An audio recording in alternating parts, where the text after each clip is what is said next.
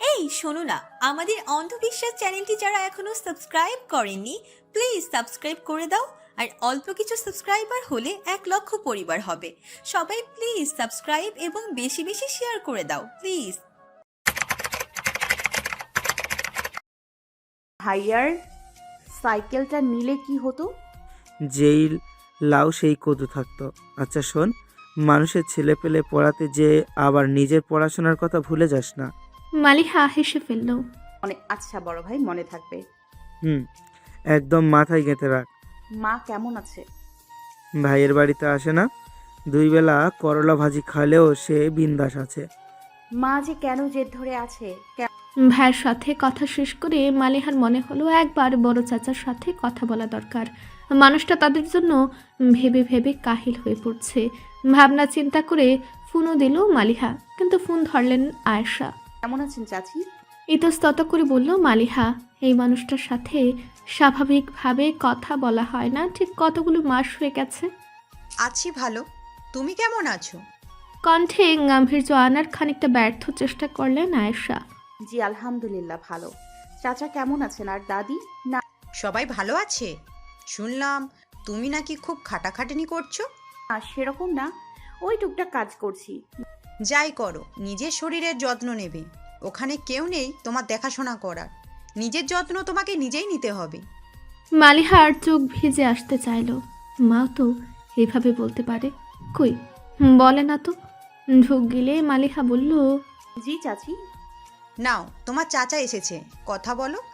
Phone দিয়ে half ছাড়লেন আয়েশা। মেয়েটার জন্য খারাপ লাগছে। এতটুকু বয়সে বাপের ছায়া হারিয়ে অকুল পাথারে পড়েছে। মেয়ের কল দেখে মনে মনে প্রমোদ গুনলেন আয়েশা। গলা খাকড়ে দিয়ে কল রিসিভ করলেন। যতটা সম্ভব কণ্ঠস্বর নরম করে বললেন, আমার মা কেমন আছে? মিলি খেকে উঠল। রাখো তোমার মা, কি করেছো তুমি? হ্যাঁ, আমি তোমাকে কি বলেছিলাম? আচ্ছা, আমি কি বলি শোনো। কিচ্ছু শুনতে পারবো না। আমার শ্বশুর বাড়িতে কি বলবো? আমাকে ফকিন্নি মার্কা জমি দিয়েছে। ধমকে উঠলেন আয়েশা। মিলি থামল। মিলি, আমার কথা শোনো। ফকিন্নি মার্কা কোনো জমি তোমাকে দেওয়া হবে না। দরকার হলে আমার ছেলের ঘাড়ে সেই জমি গছিয়ে দেব। আমাদের ভাগে সবচেয়ে ভালো জমি তোমাকে দেব। নিজের স্বার্থে চিন্তা করা দোষের কিছু নয় মিলি, কিন্তু সেই জন্য অন্যের ক্ষতি চিন্তা করা কোনো বিবেকসম্পন্ন মানুষের হতে পারে না। অন্তত আমি তোমাদের সেই শিক্ষা দিইনি। মালিহা বা মিতুল কেউ বাইরের মানুষ নয়, একই রক্ত তোমাদের শরীরে। তোমার আপন ভাই বোন হলে কি করতে মিলি? নিজেকে মালিহার জায়গায় ভাবতে পারো। টুট টুট করে শব্দ হলো। কান থেকে ফোন নামিয়ে আয়েশা দেখলেন মিলি কল কেটে দিয়েছে। দীর্ঘশ্বাস ছাড়লেন তিনি। মেয়েটা এমন অন্ধ হয়ে গেল কিভাবে? সেদিন তুষারের আচরণে মালিহা কিছুটা চিন্তিত হয়ে পড়েছিল। তুষারের অব্যক্ত ইঙ্গিত বুঝতে তার কষ্ট হয়নি, কিন্তু সহকর্মী এমন মন মানসিকতা রাখলে তার সাথে কাজ এগিয়ে নিয়ে যাওয়া অস্বস্তির। বিশেষ করে প্রস্তাব প্রার্থী যখন সেদিকে এগিয়ে যেতে চায় না। কিন্তু মালিহার ভুল ভাঙতে সময় লাগলো না। যখন সে খেয়াল করলো তুষারের এমন সহজলভ্য মন্তব্যের শিকার নিতু, অর্থাৎ ওটা তুষারের স্বভাব। হাফ ছাড়লো মালিহা। নিজের পূর্বের চিন্তায় লজ্জিত হলো।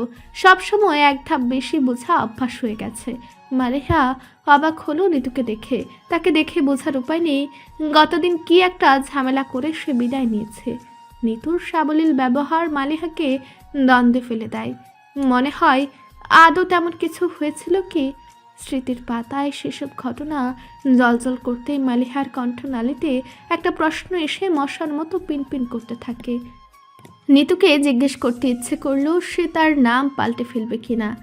জিজ্ঞেস করা হলো না। এখনও সে নিতুর অ্যাসিস্ট্যান্ট কিনা। নিতু নির্দিষ্ট টপিক বুঝে পড়া দিয়ে ক্লাস থেকে বিদায় নেয়। ক্লাস ওয়ার্ক দেখা এবং ভুল ধরে দেওয়ার দায়িত্ব মালিহার। একটা করে খাতা দেখে এবং ভুলগুলো তুলে সবার সামনেই মুছে দেয়। শিক্ষার্থীদের হাতে কোনো কাজ না থাকায় গল্পের আসর জমে উঠেছিল। মালিহা টেবিলে স্কেল দিয়ে শব্দ করলো। সবাই চুপচাপ হয়ে বসলো। দৃষ্টি নামিয়ে খাতার দিকে তাক করতেই মালিহার কপাল কুঁচকে গেল। আবার সামনে তাকালো সে। একদম পেছনের বেঞ্চে একটা ছেলে আর একটা মেয়ে বসে আছে। সব ক্লাসে ছেলে মেয়েরা একসাথে বসে, প্রতি বেঞ্চে 2 জন করে। তবে পেছনের বেঞ্চে বসা ছেলে মেয়ে দুটোর অভিব্যক্তি তার কাছে সুবিধার মনে হলো না। হাতের খাতাটা তুলে সে বলল, এটা কার? পেছনের দিক থেকে দ্বিতীয় বেঞ্চের একটা মেয়ে হাত তুলে বলল।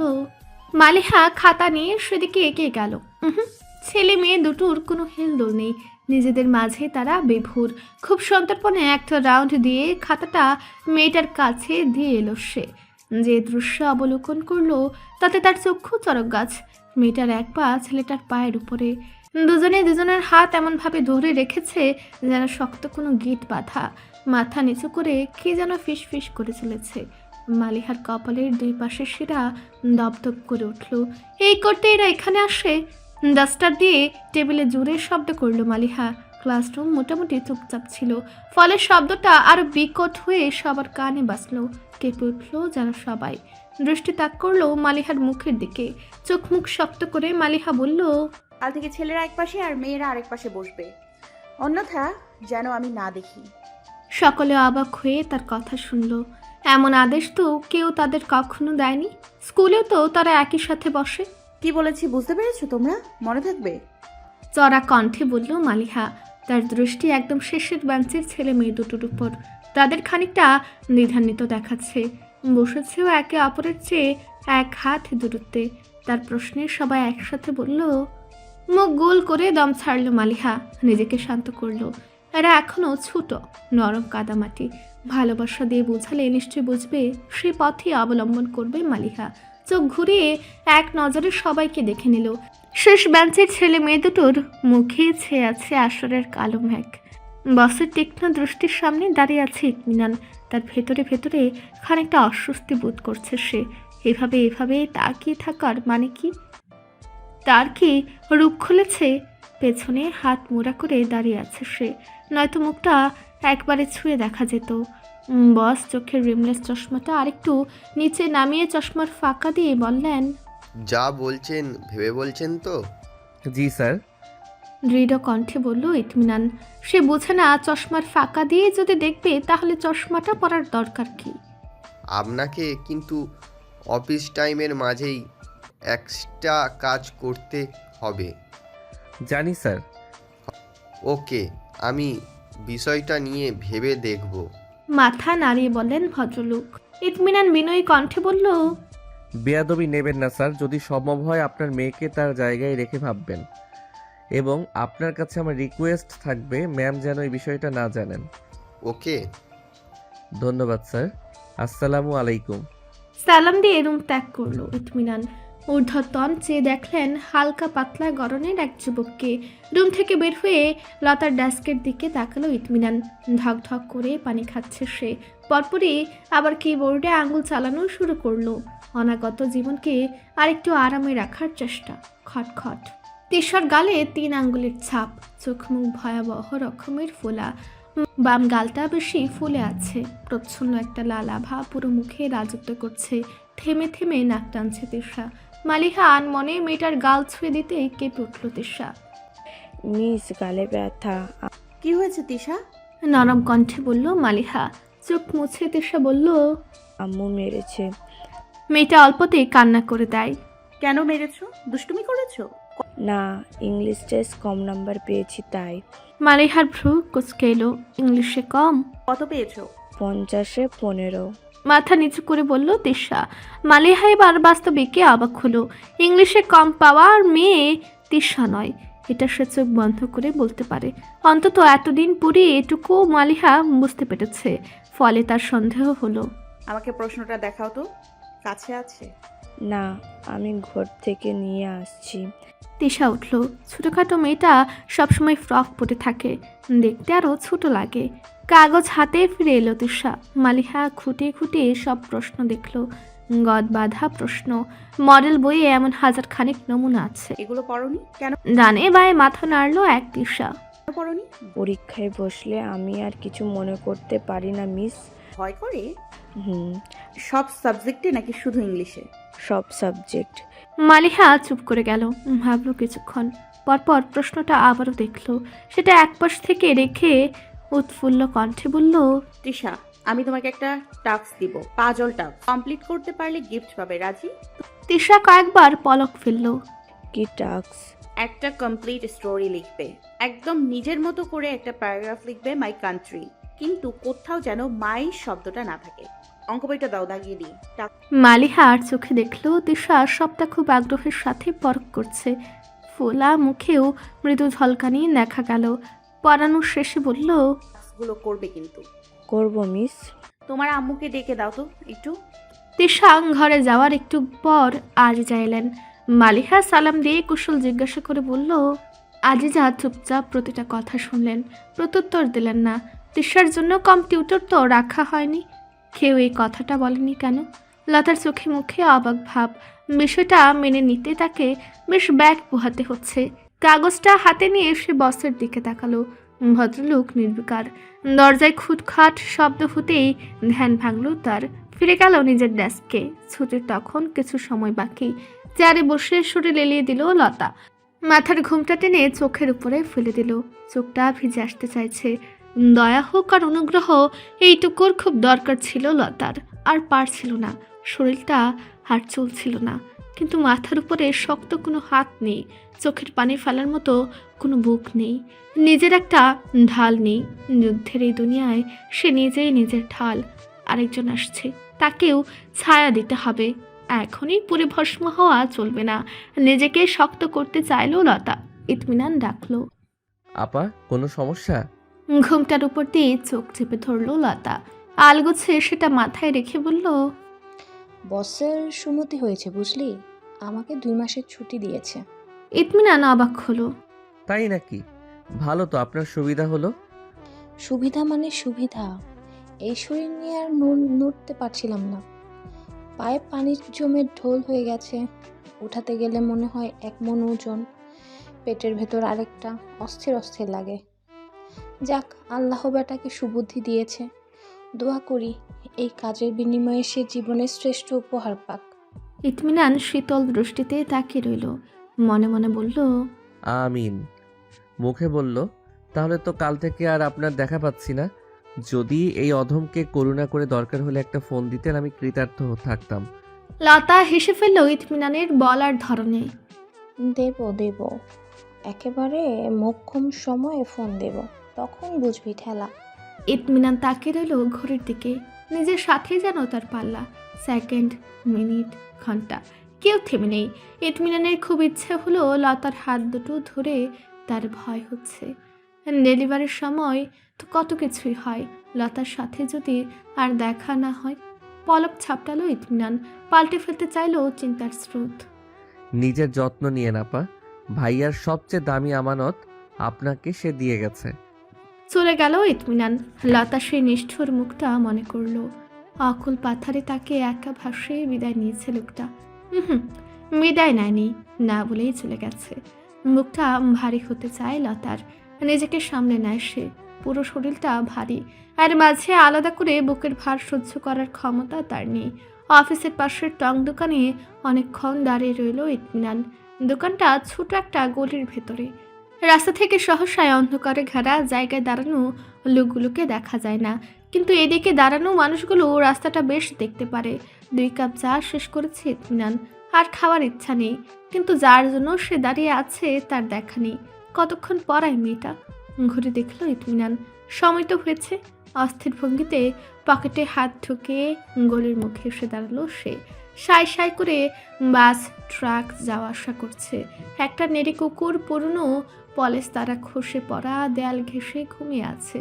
সুখের ঘুম নাকি ক্ষুধা ভুলে থাকার ঘুম? ইতমিনান জানে না। শুধু জানে নিজের সর্বনাশ সে নিজে করেছে। এই অস্থিরতার জন্ম দেয়া মনকে লাই দিয়েছে। শব্দ দিয়ে সাহায্য না করলেও নীরবতায় সম্মতি দিয়েছে। সেই সম্মতি পেয়ে মন তার আনকোরা অনুভূতির পশটা সাজিয়ে বসেছে। ইতমিনান জানে না এই অনুভূতির উপযুক্ত কোনো ভবিষ্যৎ আছে কিনা। বলা ভালো, সে জানে নেই। কিন্তু সে জানাটুকু অগ্রাহ্য করে সামনে এগিয়ে যেতে চায়। বেহায়া চোখ দুটো খিচে বন্ধ করে ইতমিনান। তাকিয়েই সর্বনাশটা করেছে সে। যখনই দৃষ্টি তার সূক্ষ্মতম দুর্বলতায় পা পিছলে পড়ার প্রস্তুতি নিচ্ছিল, তখনই তার উচিত ছিল তাকে ঘুরিয়ে দেয়া, লক্ষ্যবস্তুকে পরিবর্তন করে ফেলা। ইতমিনান সেটা পারেনি। নিজের মনকে শক্ত শিকলে বেঁধে রাখতে পারেনি। সে জানে ক্ষতি আসলে তারই হচ্ছে। মায়াটুকু বেড়ে মন থেকে মস্তিষ্ককে গ্রাস করতে চাইছে, সংযম ভেঙে দিতে চাইছে। তার ভবিষ্যৎ সঙ্গিনীর জন্য যে অনুভূতিগুলো খুব যত্নে সাজিয়ে রাখার কথা, সেই সাজানো গোছানো অনুভূতিকে উলট পালট করে দিচ্ছে। ইতমিনান খেই হারায়। চোখ খুলে ইতমিনান। এক ভদ্রলোক তার দিকে অদ্ভুত চোখে তাকিয়ে আছে। তাকানোরই কথা। দিনে দুপুরে রাস্তায় দাঁড়িয়ে কেউ ঘুমাতে শুরু করলে তার দিকে মানুষ অদ্ভুত ভঙ্গিতে তাকাবে বই কি। বিব্রত বোধ করলো ইতমিনান। সরে দাঁড়ালো একপাশে। তখনই দৃষ্টিগোচর হলো গাঢ় প্যাস্ট কালারের বোরখা পরিহিতা মেয়েটা এদিকেই আসছে।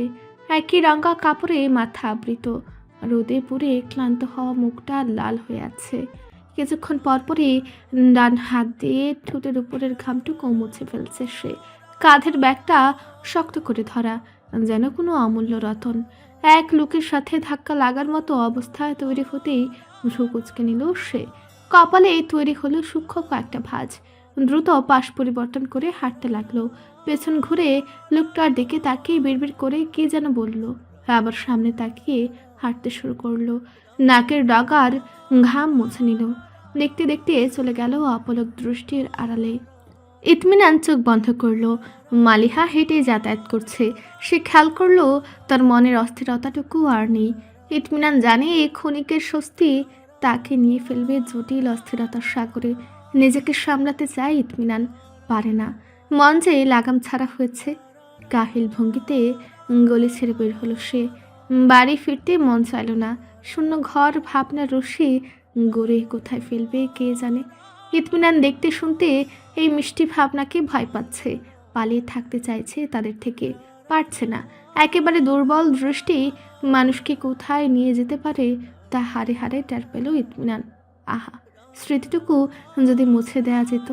কষ্টের কালো ছাপ, নাকে রুধিরার তরল ধারা, শক্ত কণ্ঠে আত্মসম্মান, সবটুকু যদি মহলে থাকা যেত। সবটুকু। নিজের অজান্তেই যে ইতমিনান কখন খাবার হোটেলের সামনে এসে দাঁড়িয়েছে বুঝতেই পারেনি। মানুষের আনাগোনা একটু কম। এই বিকেলে কেই বা ভাত খেতে আসে? হোটেল বয় কাস্টমার পেয়ে যার পরনায় খুশি হলো। দ্রুত ইতমিনানের দিকে এগিয়ে এসে বলল, টেবিল খালি হইছে, আসেন দ্রুত কইরা বসে পড়েন। ইতমিনান ছেলেটার খুশি কেটে নিতে চাইল না। ক্ষুধার কোনো চিহ্ন পেটে না থাকলেও একটা খালি টেবিলে যেয়ে বসলো। এনার্জি বাল্ব জ্বলছে, যেন সরাসরি চোখে এসে লাগছে। কিছু পোকা লাইটের চারপাশে ঘুরঘুর করছে। ছেলেটা এসে গলার গামছা দিয়ে টেবিলের পানি মুছে দিল।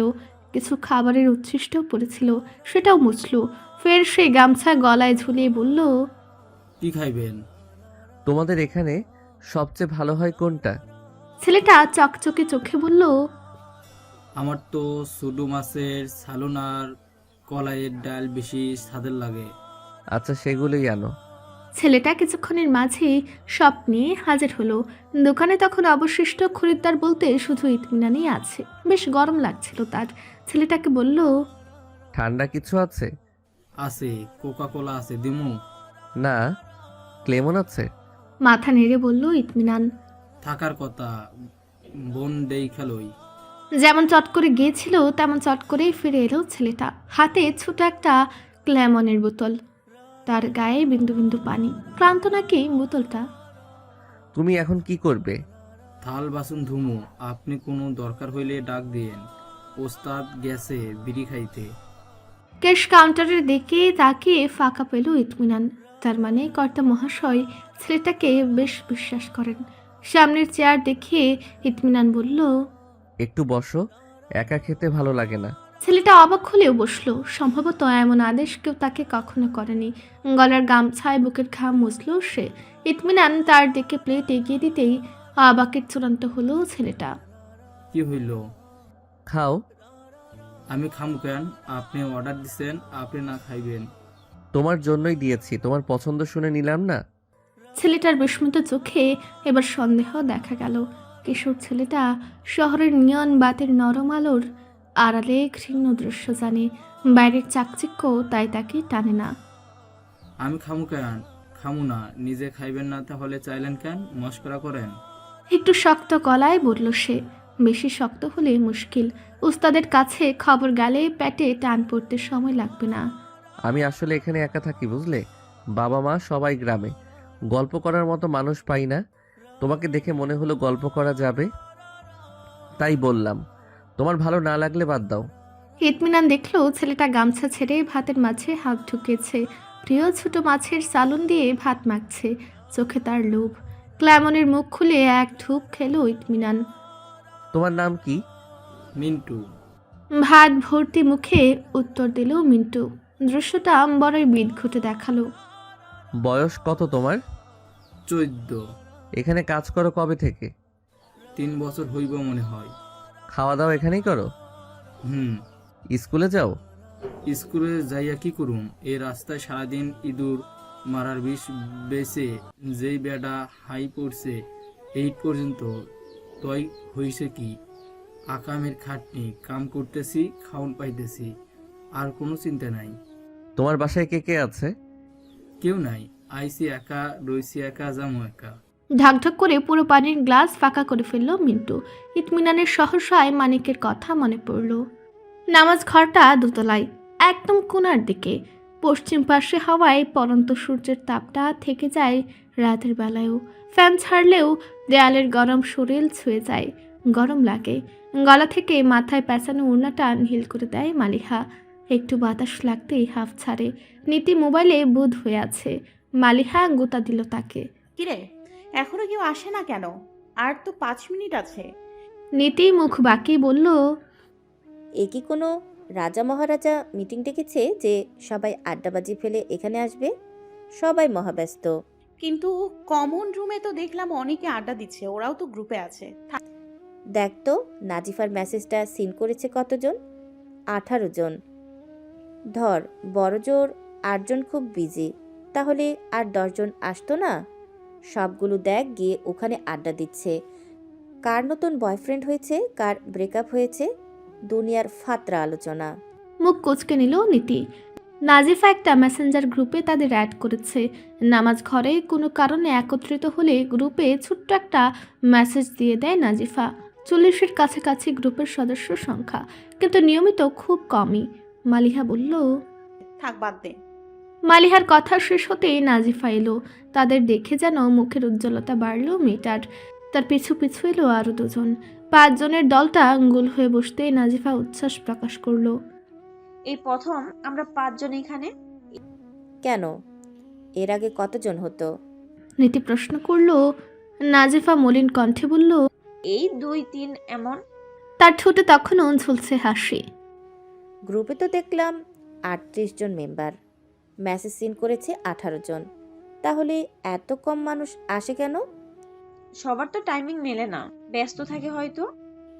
ব্যস্ত না ছাই, বিড়বিড় করে বলল নীতি। নাজিফা বলল, আজ হঠাৎ করেই ডাকলাম, তেমন জরুরি কিছু না। নতুন একটা লেকচার শুনেছি সূরা ফাতিহার, সেটাই কিছুটা নোট করে এনেছি। 4 জন খুব মন দিয়ে নাফিসার কথা শুনছিল। মালিহা বাকি মেয়ে 2 জনকে খেয়াল করলো, মুখ চেনা, অন্য ডিপার্টমেন্টের 2য় বর্ষের ছাত্রী।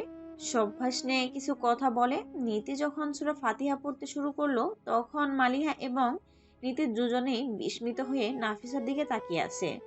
তার চোখ বন্ধ, পাপড়িগুলো হালকা কাঁপছে। সুর মিলিয়ে যেভাবে সূরা ফাতিহা নাফিসা পড়লো, তাতে মালিহার মনে হলো জীবনে প্রথমবার এই সূরা শুনলো সে। নীতি ঢুক গিলল। নাফিসা চোখ খুলে সকলের দিকে তাকিয়ে বাংলা অর্থ বলল। টোকে আনা নোট থেকে দেখে ব্যাখ্যা বলল নাফিসা। কত রকম কত কথা, নীতির মাথা ঘুরে গেল। মাত্র 7টা আয়াতে এত কাহিনী, এত গোপন তথ্য। তত্ত্বের এই আয়োজন মালিহা কখনো টের পেয়েছে? কতই না পড়েছে এই ছোরা। দীর্ঘ 20 মিনিট একইভাবে বলার পরে থামলো নাজিফা। ছোট্ট একটা নিঃশ্বাস ছেড়ে বলল, তোমাদের কোনো প্রশ্ন থাকলে করতে পারো। মেয়ে দুটো কি যেন বলল। মালিহা বা নীতি কেউই সেটা লক্ষ্য করল না। তাদের বিস্ময় তখনও কাটেনি। কিছু সময় পর সেই মেয়ে 2 জনই চলে গেল। মালিহা এবং নীতির দিকে তাকিয়ে নাজিফা বলল, অনেক সময় চলে গেছে, আসলে আমার কথা অনেক বেঁধে যায় তো, এজন্য সমস্যা হয়, না হলে কথা বেশি ছিল না। লজ্জিত কণ্ঠে বলল নাজিফা। কথা বলার সময় নীতি লক্ষ্য করেছে শব্দের মাঝে যেন হুটহাট বেঁধে যায়। আরবির অনেক অ্যাকসেন্ট আছে নাকি ইংলিশের মতো? মালিহার প্রশ্নে নাজিফা বলল, সে তো আছেই, সব ভাষাই কম বেশি এক্সট্রন আছে। সুরাটা তুমি কোন এক্সেন্টে বললে? আরে না, আমি পারি এরকম করে তাসদিদ দিয়ে পড়লেই হলো। কয়েকটা পদ্ধতি আছে যদিও। কিন্তু তোমার পড়া আমার কাছে অচেনা লাগলো। নীতি বলল। নাজিফা হাসলো। এক একজন তো এক এক রকম করে পড়ে, তাই এমন লাগতে পারে। আচ্ছা, আমি একবার পড়ি, তুমি দেখো আমার পড়া হয় নাকি। নীতি নাজিফার দিকে এগিয়ে বসলো। নাজিফা সম্মতি জানালে নীতি পড়তে শুরু করলো। কিছুক্ষণের মাঝেই শেষ হয়ে গেল। নাজিফার দিকে তাকিয়ে নীতি বলল, হয়েছে। তাসবিদে একটু সমস্যা আছে, এইটুকু ঠিক করলেই হয়ে যাবে ইনশাল্লাহ। নীতির মনটাই খারাপ হয়ে গেল। এতদিনের এতবার সূরাটা পড়া তাহলে ভুল হয়েছে। নীতির মুখ দেখে নাজিফা কে যেন বলতে চাইলো, পরক্ষণই চুপ করে গেল। আর বলা হলো না। নামাজ ঘর থেকে বের হয়ে নীতি মালিহাকে বলল, দোস্ত, পারি 2-4টা সূরা, এগুলো যদি ভুলে ভরা হয় তাহলে কেমনে কি? আমিও তো তাই ভাবছি। সেই ছোটবেলায় হুজুরের কাছে শিখেছি, এতদিন তো এভাবেই পড়েছি, তাহলে ভুল হচ্ছে কেন? হুজুর তো এভাবেই শিখিয়েছে। হ্যাঁ বললেন উনি।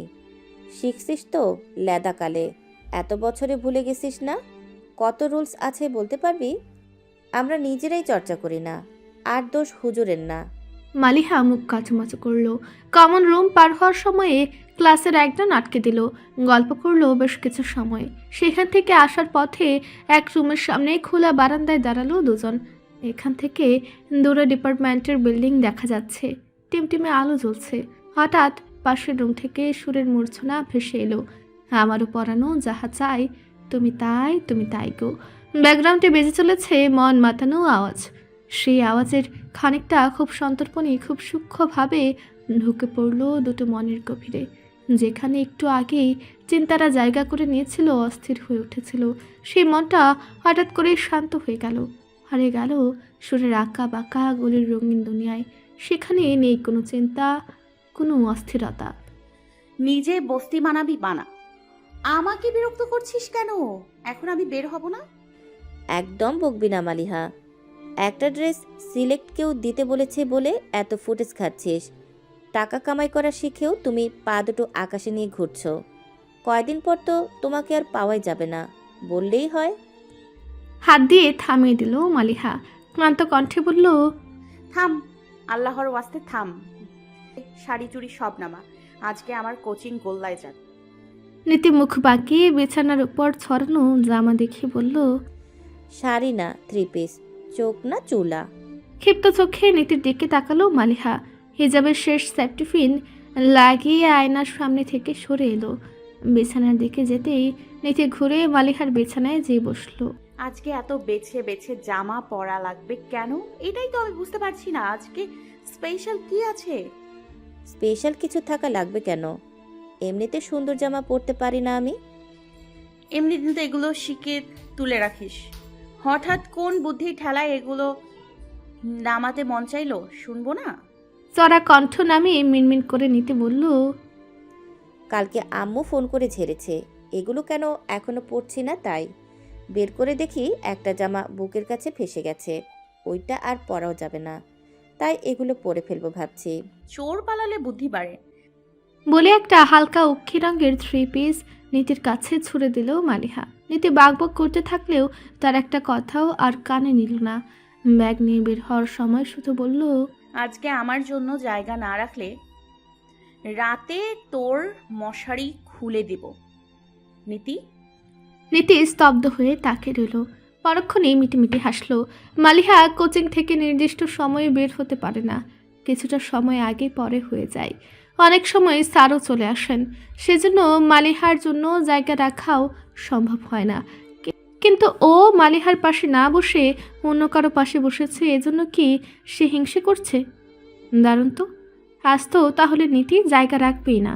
তুষার দরজার পাশে দাঁড়িয়েছিল। মালিহা ঢোকার সময় ইচ্ছা করে দরজার সামনে এসে দাঁড়ালো। একটুর জন্য ধাক্কা খেতে খেতে বেঁচে গেল মালিহা। দেয়াল ঘেঁষে ভেতরে ঢুকলো।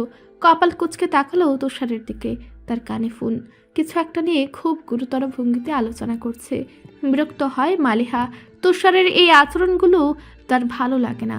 বিরক্তি ভাব আরে বুঝিয়ে দেওয়ার চেষ্টা করেছে। সে চেষ্টায় বালি ফেলে তুষার হেসে উড়িয়ে দিয়েছে। মাঝে মাঝে সে বলে, এত গুটিয়ে থাকো কেন মালিহা? ফিল ফ্রি, নয়তো তোমার অভিব্যক্তি তো কেউ বুঝবে না। মালিহা মাঝে মাঝে বলতে চায়, ফিল ফ্রি মানে কি? ঝাঁপ দিয়ে আরেকজনের গায়ে পড়ে যাওয়া? বলা হয় না। চাকরিতে টান পড়লে অসুবিধা। একই সিনিয়র, তার উপরে মাসে 7,000 যাবে হাওয়ায় ভেসে। ঠোঁট গোল করে শ্বাস ছাড়ল মালিহা। সরাসরি ক্লাসে চলে গেল। নিতুনি খোঁজ করতে জানা গেল আজ তার ছুটি। ক্লাসে ঢুকে মালিহা খুশি হলো। ছেলে মেয়ে আলাদা দুটো সারিতে বসেছে, মাঝে একটু ফাঁকা জায়গা রাখা। উৎফুল্ল চিত্তে ক্লাস নিল সে। মনে হলো সবাই আনন্দ নিয়েই ক্লাসটা করেছে। মাঝে মাঝে গতদিনের ছেলে মেয়ে দুটোর দিকে নজর দিতে ভুলেনি সে। মুখে মৃদু মৃদু মন খারাপের ভাব। সে হোক, দুদিন পরেই ঠিক হয়ে যাবে। ক্লাস থেকে বের হয়ে মালিহার সেই উৎফুল্ল ভাব কিন্তু আর রইল না। তুষার তাকে ডাক দিয়েছে। হঠাৎ তলবের কারণ বুঝলো না মালিহা। তার তো আরও একটা ক্লাস আছে। আগত্যা অফিস রুমে গেল সে। তুষারের মুখটা গম্ভীর দেখাচ্ছে। মালিহা মনে করতে চেষ্টা করলো কোনো ভুল হয়েছে কিনা। বসো মালিহা। ক্লাস ছিল ভাইয়া, আপনি বলুন। আমি জানি ক্লাস আছে, বসো। শেষটুকু বেশ জোর দিয়ে বলল তুষার। মালিহা ভরকে গেল, বসে পড়ল চেয়ারে। কোচিং কেমন লাগছে? ভালো তো? জি ভাইয়া, বুঝলাম না। গম্ভীর কণ্ঠে এমন প্রশ্ন ঠিক মেলাতে পারল না মালিহা। তুষারের মুখে স্বভাবসুলভ হাসিটা নেই। বুঝতেই পারছি, নয়তো নিজের মনে করে সিস্টেম চেঞ্জ করা শুরু করতে না একটু বেশি ভালো লাগছে। মাথা নেড়ে বলল তুষার। বুঝলাম না। ক্লাস 7-এর সিটিং সিস্টেম চেঞ্জ করছো তুমি কেন? চট করে এই বিষয়টা ধরতে পারল মালিহা। এ কারণেই কি তুষার রেগে আছে? আমি একটা প্রশ্ন করেছি মালিহা, একটু পরেই সব টিচার এখানে চলে আসবে। আমি ম্যাটারটা তার আগেই ক্লোজ করতে চাইছি। এখন তুমি যদি সবার সামনে ক্লারিফিকেশন দিতে স্বচ্ছন্দ বোধ করো তাহলে সেটা তোমার বিষয়। কাজ ঝাঁকিয়ে বলে চেয়ারে হেলান দিল তুষার। মালিহা ভেবে পেল না ঘটনা ঠিক কিভাবে তুষারের কাছে বর্ণনা করবে। ছেলে মেয়ে দুটো কিভাবে বসেছিল এটা সে তুষারের কাছে কখনোই বলতে পারবে না। আমটা করে বলল, মেয়েরা ছেলেদের পাশে বসে অতটা কমফোর্টেবল ফিল করে না, তাই আর কি। স্কুল কলেজ পাশ করে ভার্সিটি শেষ করে ফেললাম, কোচিং চালাচ্ছি 3 বছরের বেশি হয়ে গেল, আর তুমি 2 দিন এসেই এত বড় বিষয়টা বুঝে ফেললে। আমি তো দেখি অনেক মেয়ে আরও ইচ্ছা করে ছেলেদের পাশে বসে। তুষারের কণ্ঠে স্পষ্ট খোঁচা। মালিহা সংকুচিত বোধ করলো। তুষার শক্ত কণ্ঠে বলল, তোমার ধ্যান ধারণা নিজের ভেতরেই রাখো মালিহা, এটা তোমার নিজস্ব জ্ঞান ছাড়ানোর জায়গা নয়। আসবে, পড়াবে, টাকা পাবে, চলে যাবে। এক্সট্রা কোনো কাজ তোমাকে করতে হবে না, এবার যাও।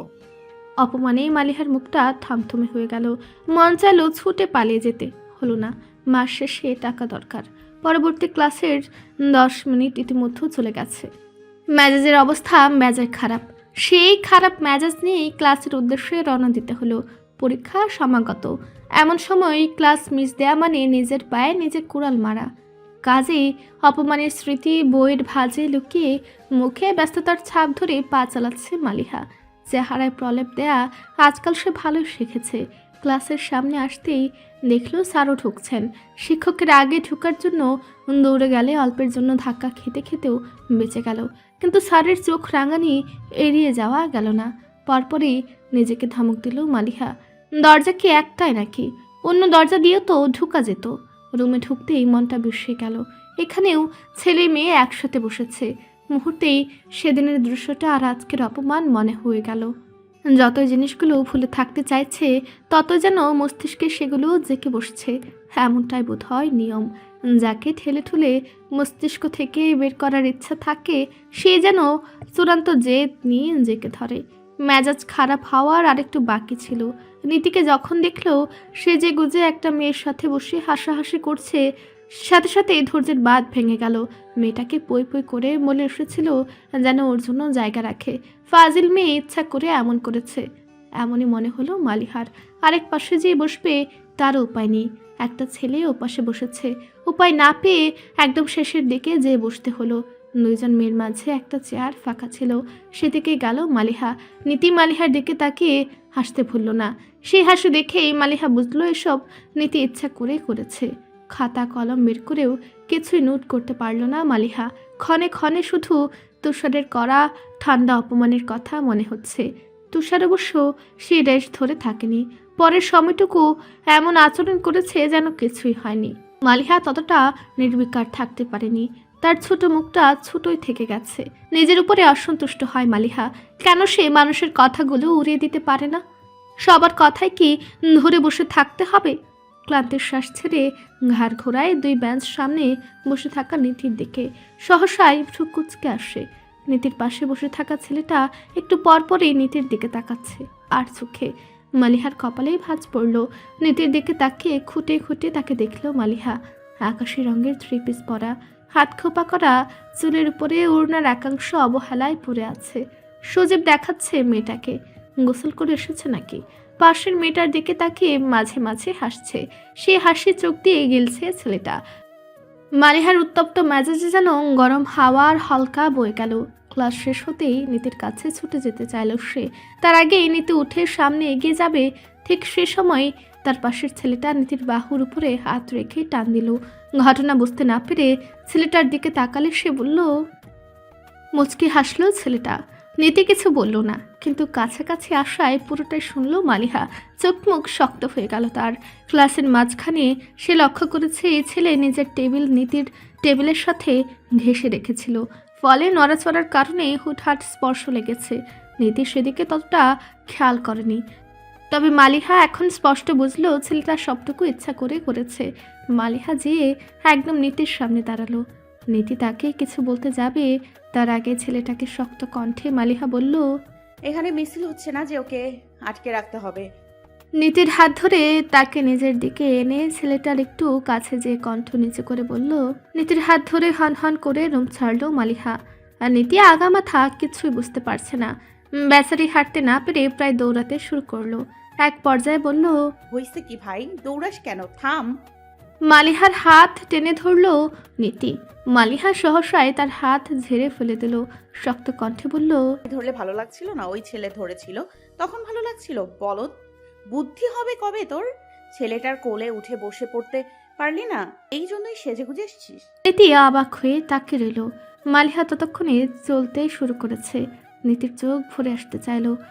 লাল পাহাড়ের দেখা নেই, গতকাল আসেনি, আজ সকালেও তাকে পাওয়া গেল না। ইতমিনান মানিকের ডাড়ায় চলে গেল। দেখা গেল লাল পাহাড় মানিকের ঝাড়ি খাচ্ছে। তাকে দেখেই মানিক এক দফা ঝাড়ি দিল। বড়লোক মানুষের যত ঢং, কুত্তারে বিরিয়ানি খাওয়াই, খাইয়া যে হাই ল্যাপটা মাইরা পইডা রইছে, অহন এইডারে দেখব কে? যত সব ঝামেলা আমার ঘাড়ে আইয়া জুড়ে। ইতমিনান ইতিউতি করলো, কিন্তু বলার মতো কিছু পেল না। এখন কি করতে হবে? কিছু করা লাগবে না, ওর ব্যাপার ওই নিজেই বুঝবো। আপনি উদয় হয়েছেন কি মনে কইরা? এতক্ষণে ইতমিনানকে ভাবতে দেখা গেল। মানিক মিয়া, তুমি কি আমার সাথে এক জায়গায় যেতে পারবে? কোন জায়গা? মানিকের সন্দেহ হতে শুরু করলো। এই লোক খাতিরদারি করে তাকে কোথায় নিয়ে যেতে চায়? পাচার টাচার করে দেবে নাকি? এই কাছেই, নাম জামে মসজিদের পাশে। একটু চলো, 5 মিনিটের মামলা। আমারে দিয়ে আপনার কি কাম? আপনারে ভাবসাব আমার সুবিধার লাগে না। বাঁকা কণ্ঠে বলল মানিক। খুব জরুরি দরকার মানিক মিয়া, এই দুনিয়ায় সবাই সবার দরকারেই আছে। চলো যাই। মানিক সন্দেহ করলেও ভয় পেল না। এই শহরের অলিগলি তার চেনা। এই লোক উল্টা পাল্টা কিছু করতে চাইলে মানিক ছেড়ে দেবে নাকি? ইতমিনানের দিকে তাকালো মানিক। একেবারে সাহেব সেজে এসেছে। মুখ ভ্যাংচালো সে। এসব সংসাজা দেখলে তার গা জ্বলে। লাল পাহাড়ের মুখের কাছে কিছু ঘাস রেখে তাঁবু থেকে বের হলো। চাকচকে শার্ট প্যান্ট পরা একজন যুবকের পাশে খালি গায়ের মানিককে বোধহয় বেমানান লাগলো। আশেপাশের অনেকেই তাকিয়ে রইল কৌতূহলী দৃষ্টিতে। ইতমিনান একটি হোটেলের সামনে এসে থেমেছে। মানিক ভাবতে শুরু করলো, এই লোককে খাওয়াতে নিয়ে এসেছে? মনে তো হয় না। কোচকানো ভ্রু নিয়ে চারপাশ পর্যবেক্ষণ করলো সে। 19-20 কিছু চোখে পড়লে গায়েব হয়ে যেতে তার সময় লাগবে না। এদিক ওদিক দেখতে গিয়ে একটা ছেলের মুখ তার নজরে বিঁধল। ছেলেটাও তীক্ষ্ণ দৃষ্টিতে তার দিকেই তাকিয়ে আছে। মানিককে দাঁড় করিয়ে ইতমিনান ভেতরে যে কি বলল সেসব মানিক শুনেনি। ইতমিনান বেরিয়ে এসে তার সামনে দাঁড়ালো, হাসি হাসি মুখ করে মানিকের হাত ধরে বলল, চলো ভেতরে যাই। মানিকের বিস্ময় পাহাড় ছুঁয়ে গেল। নিজের ডান হাতের দিকে তাকালো সে। কেউ কি কোনোদিন তার হাত ধরেছে? হ্যাঁ, ধরেছে তো। মসজিদ থেকে যেদিন তাকে সবাই মিলে বের করে দিল সেদিন ধরেছিল। মানিক এমনভাবেই ঘুরে চলে গিয়েছিল যে চোখ দিয়ে শুধু দেখলো ইতমিনান মুখ নাড়িয়ে কিছু বলছে। কি বলছে কিছু শুনতে পেল না সে। যখন ইতমিনান তার ঘাড়ে হাত দিল তখনই তার ধ্যান ভাঙল। মানিক মি এভিনিউ এখানে কাজ করবে? ওই ছেলেটার সাথে হোটেল বয়দের যেসব কাজ আর কি। এখানেই খাওয়া দাওয়া করবে, রাতে থাকতে চাইলে থাকতে পারো, কিছু টাকাও পাবে। করবে? মিন্টু আপাদমস্তক মানিককে দেখল তীক্ষ্ণ দৃষ্টিতে। বাদ পড়ল না তার বাম বাহুতে মিলিয়ে যেতে থাকা কাটা দাগটাও। ইতমিনানের কথা শুনে আবার তাকলো মানিকের দিকে। এই ছেলের জন্যই সেদিন লোকটা খোঁজ নিয়ে গিয়েছিল। মানিক কিছু বলতে পারল না। ইতমিনান ঘুরে দেখল তার অফিসের সময় হয়ে যাচ্ছে। মানিকের ঘাড়ে রাখা হাত শক্ত করে বলল, তুমি চাচার সাথে কথা বলে নিও, ভালো লাগলে থেকো, আমার সময় হয়ে যাচ্ছে, যাই কেমন? মানিক দেখল ইতমিনান চলে যাচ্ছে। তার সামনের বদ্ধ জানালা খুলে শীতের নরম রোদ তার গায়ে মাখিয়ে চলে যাচ্ছে। তার হাতে ঘাড়ে রেখে গেছে ভরসা মাখা হাতের স্পর্শ, যে স্পর্শ মানিকের কাছে ছিল অনাকাঙ্ক্ষিত দুর্মূল্য। ভাগ্য মালিহা এবং নীতিকে এক করেছে দেশের দুই প্রান্ত হতে। কর্তৃপক্ষ কর্তৃক বরাদ্দকৃত রুম ভাগাভাগির মাধ্যমে সম্পর্কের শুরু। এক বিষয়ে এক ক্লাস হওয়াটা সম্পর্কের পালে হাওয়া দিয়েছে। সময়ের নদীতে স্রোতের সাথে ভাসতে ভাসতেই তারা আজ একে অপরের সঙ্গীতে পরিণত হয়েছে। সহযাত্রী থেকে সঙ্গী হওয়াটা সহজ নয়। সহযাত্রী তো কত মানুষই হতে পারে। লোকাল বাসে পাশের সিটের মানুষটাও সহযাত্রী, কিন্তু তার সঙ্গী হওয়ার দায় নেই। যখন তখনই সে নেমে যেতে পারে, ইতি টানতে পারে স্বল্পক্ষণ সফরের। কিন্তু সঙ্গী মানুষটা এমন নয়, সে একই সাথে সহযাত্রী বটে। নীতি এবং মালিহা টুকরো টুকরো সময় একত্রিত করে সহযাত্রীর ধাপ পেরিয়ে আজ একে অপরের সঙ্গী। ফুলের মালা গাঁথতে গেলে কত সুতোই তো নষ্ট হয়, ছিঁড়ে যায়, গিট পাকিয়ে যায়। কিন্তু মালা তৈরি হয়ে গেলে ছেঁড়া বা গিট লাগা অংশটুকু আর চোখে পড়ে না। সম্পর্ক যদি ফুলের মালা হয় তবে সুতোর গিট সেখানে অবাঞ্ছিত নয়। তার দিকে দৃষ্টি গেঁথে ফেলে আর ফুলের মালা গাঁথা হবে না। কিন্তু ছোট্ট একটু ছেঁড়া অংশ অথবা একটা গিট অদেখা করে যদি মনন মালা গাঁথতে ব্যস্ত থাকে, তবে সম্পর্কের মাঝে থাকা সেই গিটগুলো লুকিয়ে পড়বে তার সৌন্দর্যের আড়ালে। 2 বছরের এই পথ চলায় নানান জিনিস নিয়ে দুজনের মাঝে মন কষাকষি হয়েছে। প্রথম এমন বেশি হতো। নতুন জায়গা, নতুন মানুষ, খাপ খাওয়াতে নিজের সাথে নিজেকে যখন ঝুঁজতে হয়েছে, তখন অপর পক্ষের মানুষটার আচরণ অপছন্দনীয় হয়ে সমস্যা যেন বাড়িয়েছে। কিন্তু দিন কেটে যেতে যখন চোখের মায়ার সাথে মনের টান তৈরি হলো, তখন যেন আচমকায় অপছন্দনীয় আচরণগুলো কর্পূরের মতো উবে গেল। দুজনেই খেয়াল করলো অমিলগুলো সহ্য করার শক্তি তাদের মাঝে এসে গেছে। মিলগুলোর মিলিত শক্তি যেন তাদের বন্ধন আরেকটু শক্ত করেছে। সেই মালিহার কাছে এমন ব্যবহার পেয়ে নীতি কষ্ট পেয়েছে। মনের গভীরে যে আঘাত লেগেছে। ক্ষণে ক্ষণে নাক টানছে সে। মালিহা তাকে বকা দেয়, শক্ত কথা বলে, কিন্তু কখনো এভাবে আঘাত করেই বলে না। আজ কেন বলল নীতি ভেবে পায় না। কষ্টে তার চোখটা ভরে আসে। পলক ঝাপটে অবাধ্য অস্ত্রকে কঠোর শাসনে বেঁধে রাখে সে। আর মনে হাঁটতে হাঁটতেই পৌঁছে যায় হলের রুমে। রুম বাইরে থেকে তালা দেয়া। কপাল কুঁচকে আসে নীতির। মালিহা এখনো আসেনি। যেখানে খুশি যাক, ভাবলেও মন মানে না। তার সাথে রাগ করে কোথাও গেল নাকি? রুমে ঢুকে বিছানায় উপর হয়ে শুয়ে পড়ে নীতি। দরজায় ছিটকিনি দিতেও ইচ্ছা করে না। শুয়ে থেকেই কখন যে চোখটা লেগে এসেছিল নীতির খেয়াল নেই। জোহরের আজান কানে যায় এবং বুকে ব্যথা শুরু হতেই ঘুম ভেঙে যায় তার। মুখে ভর দিয়ে শোয়ার কারণেই এই অবস্থা হয়েছে। ধীর গতিতে উঠে বসে সে। এলোমেলো চুলগুলো গুছিয়ে সামনে তাকাতেই চোখ স্থির হয়ে যায়। মালিহা নিচে পাটি বিছিয়ে খাবার সাজাচ্ছে। চট করে তখনকার কথা মনে হতেই আবার ঘুরে শুয়ে পড়ে নীতি। মালিহা ঠান্ডা চোখে তাকিয়ে দেখে সবটা। খাবারের প্লেট দুটো ঠিক করে রেখে নীতির বিছানায় বসে মালিহা। নীতির গায়ে হাত রেখে নরম কণ্ঠে বলে, আয় খেয়ে নে। নীতি ঝাড়া দিয়ে হাত ফেলে দেয়। মালিহা আবারও হাত রাখে। নীতি আবারও ফেলে দেয়। মালিহা এবার নীতির হাত শক্ত করে ধরে। মনিকা আর আখি আপু এলে ওদের ফ্রাইড রাইস দিয়ে দিব কিন্তু। কে চেয়েছে তোর কাছে? ফ্রাইড রাইস না খেয়ে কি আমি মরে যাচ্ছি? সরি নীতি। নমনীয় কণ্ঠে বলে মালিহা। নীতির অভিমান আরো বাড়ে। সত্যি সরি। ওই ছেলেটা কি করছিল তা তো তুই জানিস না। পুরো ক্লাসে ইচ্ছা করে তোর গা ঘেঁষে বসেছিল, পা দিয়ে খোঁচানোর চেষ্টা করেছে, পারেনি, শেষে ইচ্ছে করে তোর হাত ধরেছে। ওখানে কি অত ভিড় ছিল তুই নিজেই বল। নীতি চুপ করে খানিক সময় ভাবে। কিন্তু ও আমার সাথে এমন করবে কেন? এমনও না যে আমাকে পছন্দ করে। 2 বছরে মনে হয় 2 দিনও আমার সাথে ওর কথা হয়নি। যত সব শয়তানি। মুখ শক্ত করে বলে মালিহা। তাই বলে তুই আমাকে ওই রকম করে বকবি? কাদো কাদো স্বরে বলল নীতি। মালিহা বলল, এত সেজে গুজে গিয়েছিস কেন ওখানে? অসভ্য, ছেলেপেলের ভিড়ের মধ্যে তুমি রূপ দেখাতে গিয়েছো আর আমি বললেই দোষ? আমি কি অত শত ভেবে গিয়েছি নাকি? মিনমিন করে বলল নীতি। মালিহার কণ্ঠ তখনও শক্ত। ভাববি না কেন? সারা দুনিয়ার সব ভাবতে পারিস, এই বেলা কি হয় তোর? আরও কত মেয়েরা কত রকম করে যায়, তুই দেখিস না? ওদের কিছু হয় না কেন? বিষয়টা হাওয়া না হওয়া নিয়ে না। কেউ তোর দিকে তাকিয়ে তোকে স্ক্যান করছে, ফালতু মজা নিচ্ছে, এটা যদি তোর কাছে স্বাভাবিক মনে হয় তাহলে তো আর ভাবাভাবির কিছু নেই। যাদের মিন করে তুই বললি তাদের প্রতি ওদের দৃষ্টি খেয়াল করে দেখবি।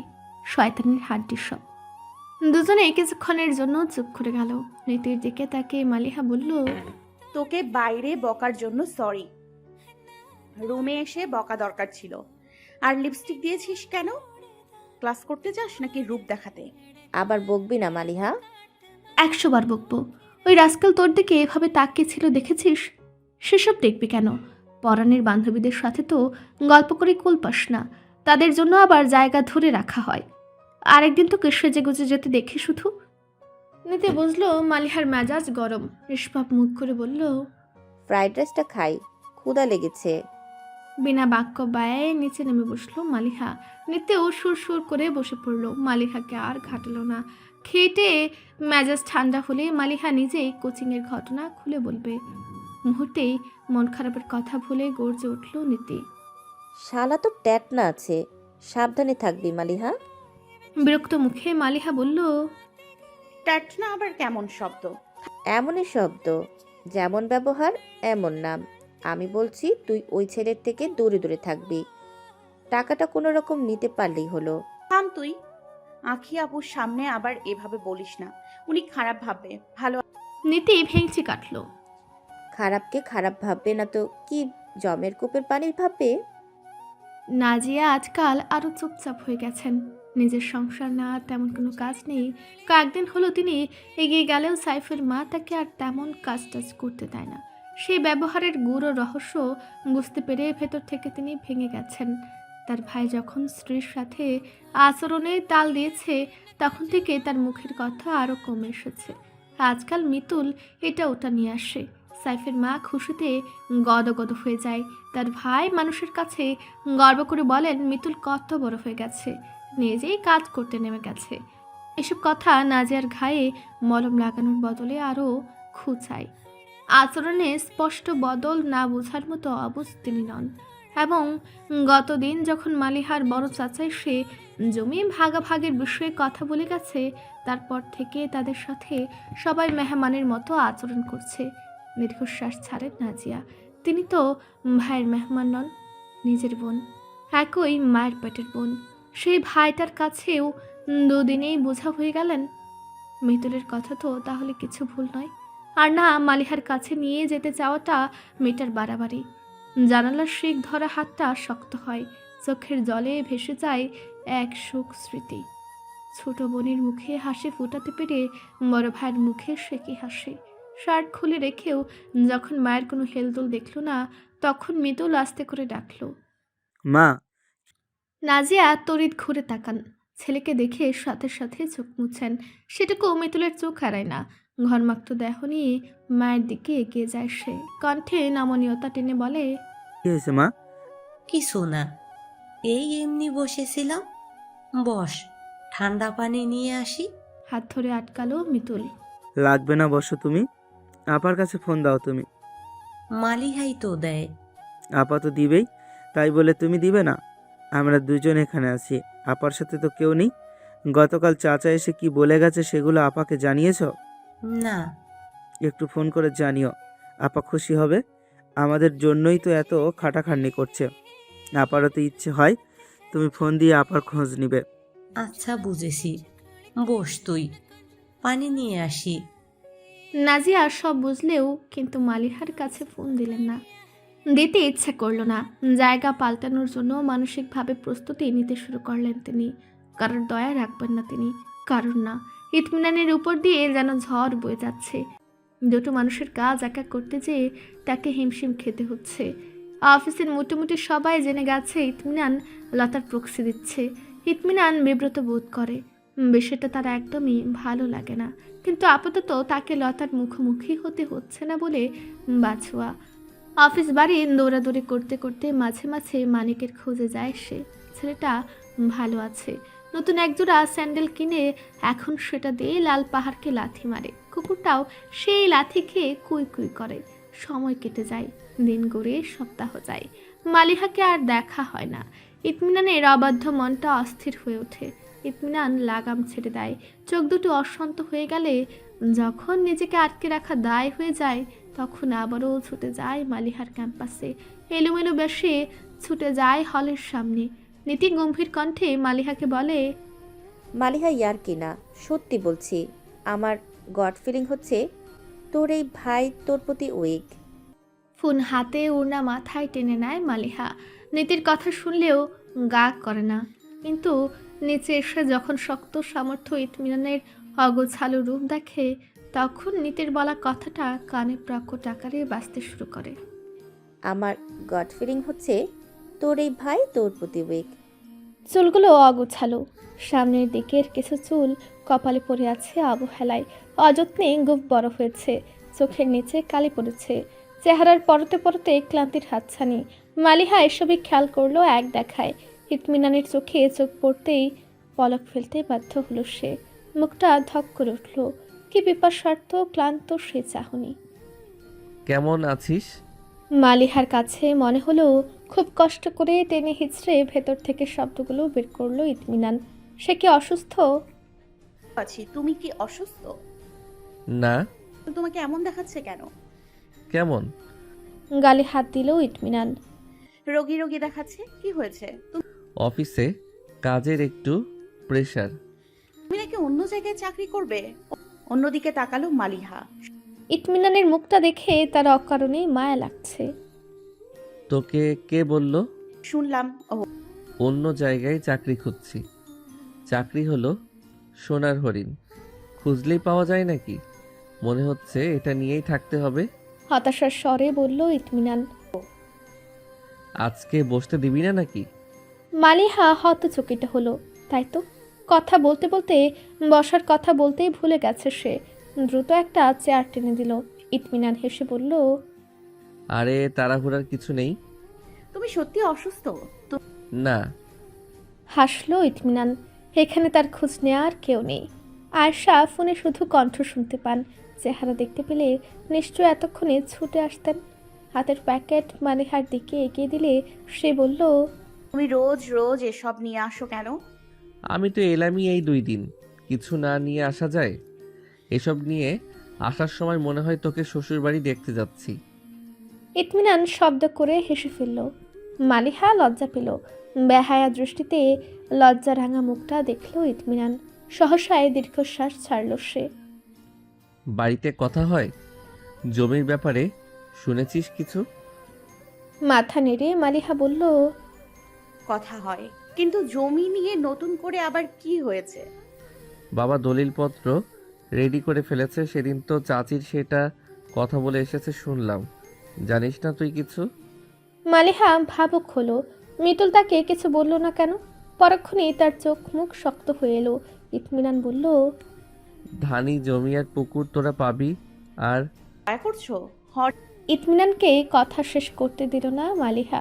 তার আগেই ঠান্ডা কণ্ঠে বলল, দয়া আবার কিসের? এগুলো তোদের হক। হকের নামে দয়া। একগুয়ে কণ্ঠে বলল মালিহা। ইতমিনানের এবার রাগ হলো। থাপ্পড় খাবি। এক ধাপ বেশি বুঝিস কেন সব সময়? চাচার অংশের জমি তোরা পাবি না। মালিহা মাথা নিচু করলো। জোরে শ্বাস ফেললো ইতমিনান।